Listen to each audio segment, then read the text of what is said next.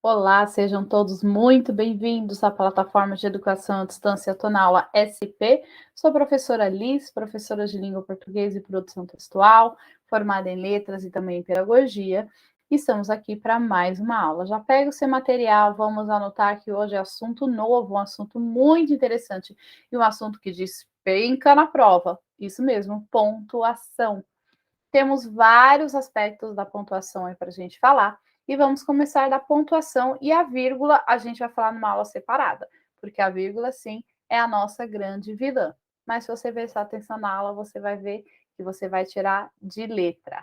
Então vamos lá, começando a nossa aula, pegue o seu caderno, pegue as suas anotações, para que você não perca nada e fique aí tudo anotadinho, tudo bem na sua mente, tá certo? Então, vamos lá para a nossa aula, pontuação. Seguinte, para a gente entender a pontuação, para a gente começar, né? O que é a pontuação, para que ela existe, de onde veio, para onde vai? A escrita, vamos pensar o seguinte: ela existe para representar a fala, né? A fala, ela a fala, ela vem muito antes da escrita, né? E a escrita são códigos que representam a fala. E a pontuação, ela vem nos auxiliar para a gente representar a intenção da nossa fala, né? Se eu tô brava, se eu tô nervosa, se eu tô alegre, se eu tô triste, se eu tô séria, se eu tô brincando, percebem? Na escrita é muito difícil. Muitas vezes a gente está se comunicando aí pelo WhatsApp e muitas vezes você fala uma coisa, a pessoa entende de outra, mas é exatamente porque não teve essa intencionalidade que a fala tem, essa coisa natural da fala. E a pontuação, ela existe para nos ajudar nisso tudo, ok?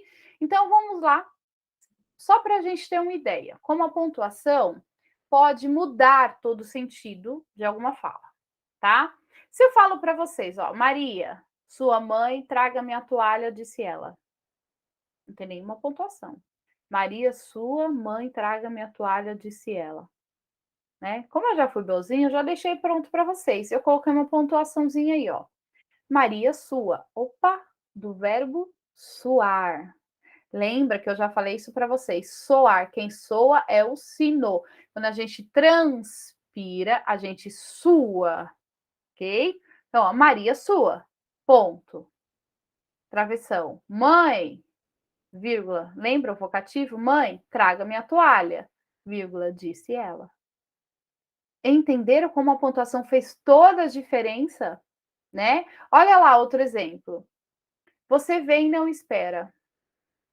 Nossa, como assim? E aí muitas mensagens a gente recebe pelo WhatsApp desse jeito, e a gente fica sem entender, né? A pontuação pode mudar tudo isso, ó. Por exemplo, você vem? Não, espera, né? Olha só. Você vem? Não, espera. Vocês perceberam que a pontuação muda tudo? A pontuação muda todo o sentido de uma oração. Tá? De uma frase, de um texto. Então, ela é muito importante. Na linguagem escrita, na fala, a gente não vê a pontuação, né? Na fala, eu faço uma pergunta, o que, que eu faço? Eu mudo a entonação da voz. Eu falo, você já estudou? Né? E como que eu faço isso na escrita? Eu preciso colocar um ponto de interrogação, ok? Então, a pontuação, ela veio isso, para imitar a fala, deixar ela mais próximo possível, tá? Ela veio para colocar a escrita, né, mais próximo possível da fala, ok? Então, vamos começar com o ponto final. Para que a gente usa um ponto final, certo? Para encerrar. Frases declarativas, frases que eu afirmo alguma coisa, tá certo? Uma afirmação. Então, o Brasil é o maior país da América Latina. Ponto. Encerrei a minha oração, encerrei a minha frase. Em frases imperativas, eu também utilizo. A gente já viu os verbos, a gente viu que é um imperativo, que é quando eu estou dando uma ordem, uma sugestão. Então, ó, não faça isso. Ponto. Encerrou o assunto. Certo? Próximo. Eu uso ponto também para abreviar palavras, né? Então, avenida, ponto. Vossa Excelência, ó, V, ponto, excelência, ponto.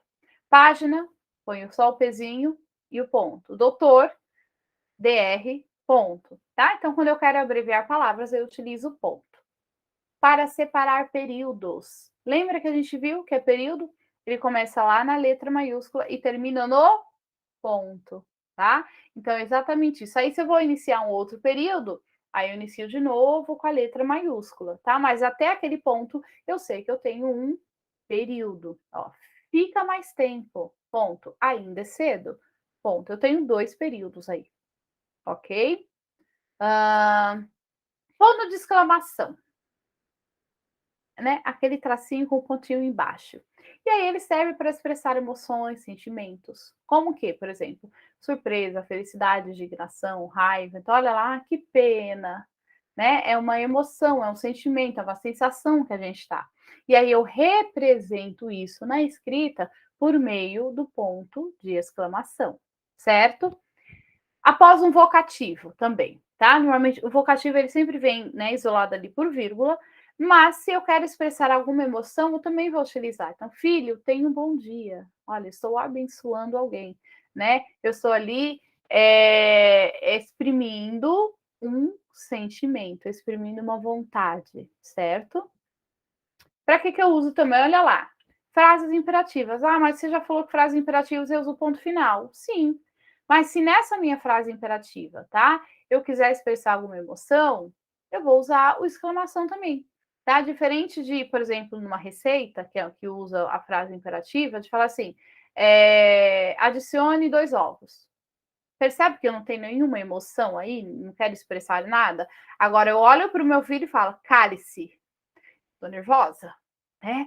Tô tensa. Olha só, aí eu represento isso pelo ponto de exclamação, ok?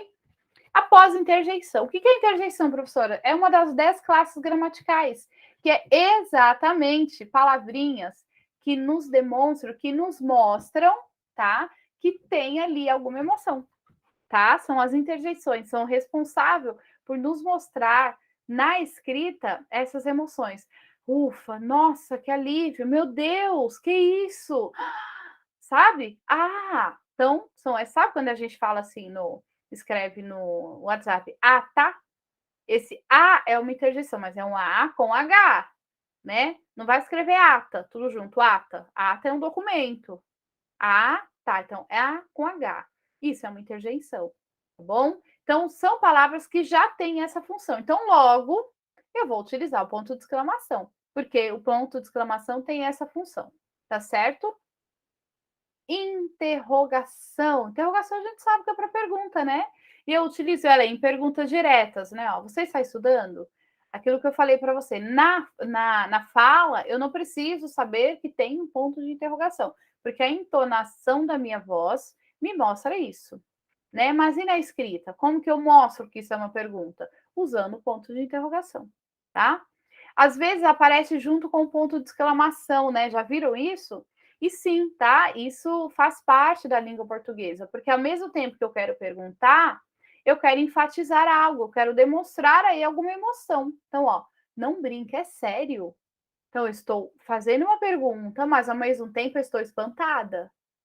E quem vai me dizer isso? O ponto de exclamação, junto com interrogação, tá certo? Ponto e vírgula. Nossa, que raio, para que serve esse ponto e vírgula, professora? Vamos lá. Como já fala, né? Ele é um ponto e uma vírgula. Então, olha só que legal. Ele pode ter a função de um ponto ou da vírgula. Então, todas as funções ali que a gente falou do ponto, o ponto e vírgula tem essa função, tá? E ele assume muitas vezes aí a função da vírgula também, certo? Vamos ver para algumas coisas que ele utiliza, que a gente utilizou ponto e vírgula, tá? Utilizamos ponto e vírgula para separar os itens de uma sequência. Então, sabe quando eu vou enumerar alguma coisa? Então, eu vou ao mercado, vou fazer uma lista de supermercado para gastar menos, porque quando a gente vai no mercado sem lista, a gente gasta muito mais. Então, a gente vou fazer uma lista do que exatamente eu preciso, do que exatamente eu vou comprar, tá? Então, a cada item eu vou colocar um ponto e vírgula, tá? Leite, ponto e vírgula, açúcar, ponto e vírgula, café, ponto e vírgula, manteiga, ponto e vírgula, tá? Então, para separar itens aí de uma sequência, separar um item do outro. Então, essa é uma das funções. Uso também para separar estruturas coordenadas que sejam muito extensas ou que já possuam vírgulas. Ah, professora, você começou a complicar. Então, vamos lá. Lembra que eu falei dos períodos? Né? Eu falei, a gente não vai estudar o período, a gente não vai mesmo agora, tá? Mas quando eu tenho período composto, ou seja, períodos feitos por mais de, né, 2 ou mais orações, às vezes eles ficam muito extensos. E aí eu já separei um período utilizando a vírgula, tá? E aí eu posso utilizar um ponto e vírgula também para separar o outro, para que não fique, né, tão confuso aí o uso dessas vírgulas. Olha lá um exemplo. O sinal de ponto e vírgula pode ser utilizado para separar estruturas coordenadas muito extensas, caracterizadas por duas orações sintaticamente dependentes. Então, se eu falo para vocês, eu estou com sono, mas vou trabalhar. Então, ó, eu estou com sono, uma sentença independente, não preciso de mais nada para ter sentido. Aí coloco outro, vou trabalhar. Também não preciso de outra para me dar sentido, certo? Então, isso é período coordenado, isso são orações coordenadas, elas se coordenam entre si, não depende uma da outra, sintaticamente falando, ok? Então, nesse caso, a omissão do verbo principal para que as frases fiquem claras e objetivas, ok? Vamos lá. Gosto de ler, minha irmã, de assistir às séries, nossa prima de passeios ao ar livre. Então, olha só que interessante. Eu tenho aí algumas orações, né? Ó. Gosto de ler. Minha irmã, de assistir séries. Percebam que entre minha irmã e assistir séries eu tenho uma vírgula, tá? Eu omiti aqui, de novo, a palavrinha gosto, tá? Esse verbo gostar, para não repetir. Então, eu utilizo aí um ponto e vírgula. Ó. Gosto de ler. Aí falarei, minha irmã gosta de assistir séries, nossa prima gosta de passeios ao ar livre. Então, percebe que eu suprimi essa palavra gostar, tá? Utilizei aí ponto e vírgula para isso, ok? Quando eu vou abrir um diálogo e um discurso, né? Aí o médico, aí vou dar um exemplo, né? O médico disse ao paciente, 2 pontos, você precisará ficar internado. E aqui, né, eu teria aí um travessão. Você precisará ficar internado. Ok? Então, 2 pontos, travessão. Eu abro um diálogo. Quando eu vou também começar uma explicação, quando que eu uso 2 pontos? Quando eu vou fazer uma enumeração. Como assim?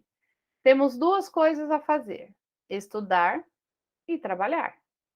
Ok? Temos 2 coisas a fazer, 2 pontos: estudar e trabalhar. É uma enumeração. Antes de uma citação direta, o que é uma citação direta? Eu sou dentro de um texto e aí eu vou pegar a fala de alguém de fora e colocar dentro do meu texto. Isso eu cito alguém, tá? Como já dizia Vinícius de Moraes, 2 pontos. Abro aspas, que o amor não seja eterno, posto que é chama, mas que seja infinita enquanto dure. Fecho aspas. Então, essa é a palavra literal dele. Então, quando eu vou citar alguém, colocar a palavra literal da pessoa, o que ela disse de fato, eu coloco 2 pontos e coloco entre aspas, tá certo? Vamos continuar. Reticências. Vocês acreditam que existem pessoas que não sabem o que é reticências? É verdade, gente?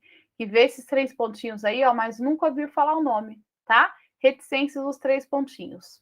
Indica algumas coisas. Então, pode indicar uma dúvida ou uma hesitação. Então, assim, sabe quando a pessoa não quer falar alguma coisa? Sabe quando ela está enrolando para falar alguma coisa? Como é que eu represento isso na escrita? Pela reticências. Aí se fica, ó, sabe? É que eu andei pensando uma coisa, mas não é nada demais. Você está vendo que essa hesitação dela, né? Como que eu representei aí na escrita? Através das reticências, ok? Interromper. Eu quero interromper uma frase, né, incompleta sintaticamente, tá? Quando eu falo incompleta sintaticamente, lembra que eu preciso dos termos para eu ter sentido do outro, né? Sujeito, verbo e complemento. Eu falo, quem sabe se tentar mais tarde. Aí você fica, né? Mas quem sabe o quê? Você percebe que eu preciso de um complemento? Mas eu não complemento, eu deixo aí os 3 pontinhos no ar, tá? Concluir, né? Eu quero concluir uma frase gramaticalmente incompleta, mas com a intenção de fazer alguém refletir, tá? Então, ó, sua tez, alva e pura como um foco de algodão, tingia-se nas faces uns longes cor-de-rosa, né? Essa aí é um trechinho aí de José de Alencar, né? Sua tez, alva e pura, como foco de algodão, tingia-se nas faces dos longes cor-de-rosa. Ele tinha mais coisas para falar dela, tá? Mas ele não falou, ele tinha mais coisas e ele deixa para que o leitor conclua, ok? Suprimir. Então, eu uso também ela para suprimir algumas palavras. O que é suprimir? Retirar, tá? O Cristo não pediu muita coisa.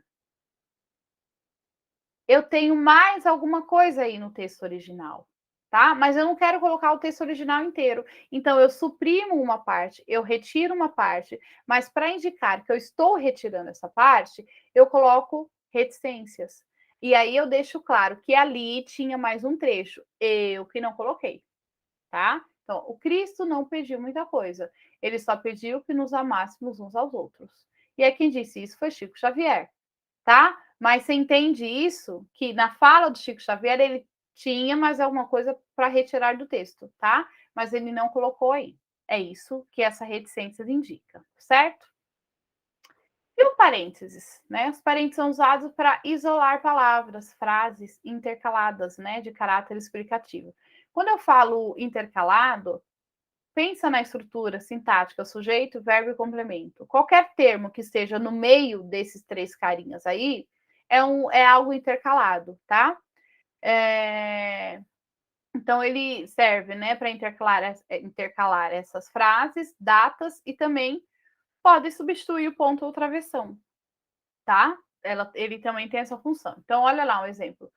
Rosa Luxemburgo nasceu em Zamość, 1881. Tá vendo que a data eu coloquei entre parênteses, tá? Pode colocar uma vírgula também. Por isso que a gente falou que ele pode substituir a vírgula. Então, ao invés dos parênteses, eu posso colocar uma vírgula. Qualquer um dos dois são corretos, tá? Numa linda tarde primaveril. Olha lá, quando eu coloco a frase intercalada explicando. Meu caçula era um bebê nessa época.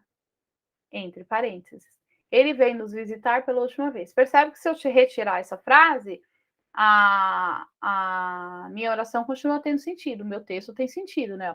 Numa linda tarde primaveril, ele veio nos visitar pela última vez, tá? E se eu for pensar aí, eu tenho uma oração, né? Apositiva, certo? É uma explicação, só que aí, ao invés de estar entre vírgulas, ele está entre parênteses. A pontuação tá aí tranquila, né? Nada demais, nenhuma novidade. E, por enquanto, a gente vai ficar por aqui nesta aula, porque na próxima aula a gente vai estudar sobre vírgulas, tá? Então, agora a gente viu a pontuação mais simples, uma aula mais leve. E agora, na próxima aula, a gente vai ver sobre vírgulas. Então, espero você. Até lá!